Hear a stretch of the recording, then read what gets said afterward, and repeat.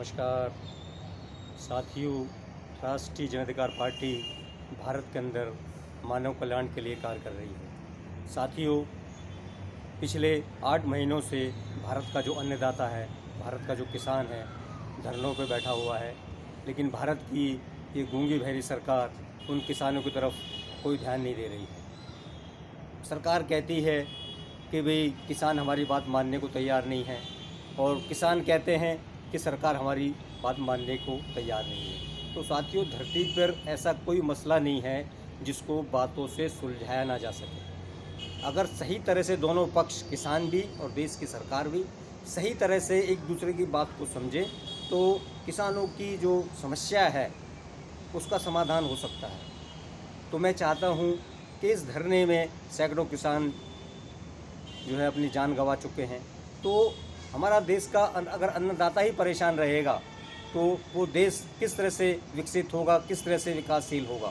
तो हमें ये समझना होगा भी कि किसानों की क्या मेन समस्याएं हैं, क्यों वो सरकार की बात को मानने के लिए तैयार नहीं है।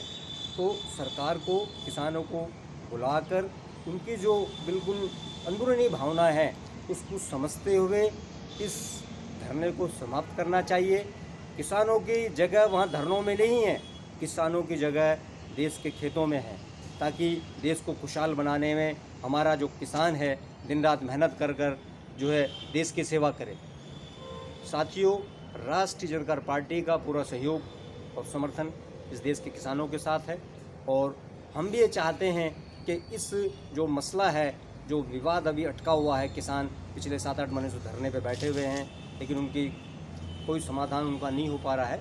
तो हम चाहते हैं कि सरकार उनको बुलाए और बिल्कुल स्पष्टता के साथ उनकी बात को समझकर इस मसले को समाधान करे, ताकि जो है किसान भी वहाँ धरने पर, किसानों को कोई खुशी थोड़ी है वहाँ धरने में बैठने की, किसान भी वो जो उनकी मांगे हैं, जो चाहते हैं वो पूरा नहीं हो रही, इसलिए मजबूरी में बेचारे किसान धरने बैठे हैं। तो राष्ट्रीय जन अधिकार पार्टी की भी मांग है कि सरकार जो उनको बुला के और सच्चे स्पष्टता से बात करके और इस मसले को समाप्त करे और इस धरने को समाप्त कराए। ये राष्ट्रीय जन अधिकार पार्टी की मांग है। नमस्कार।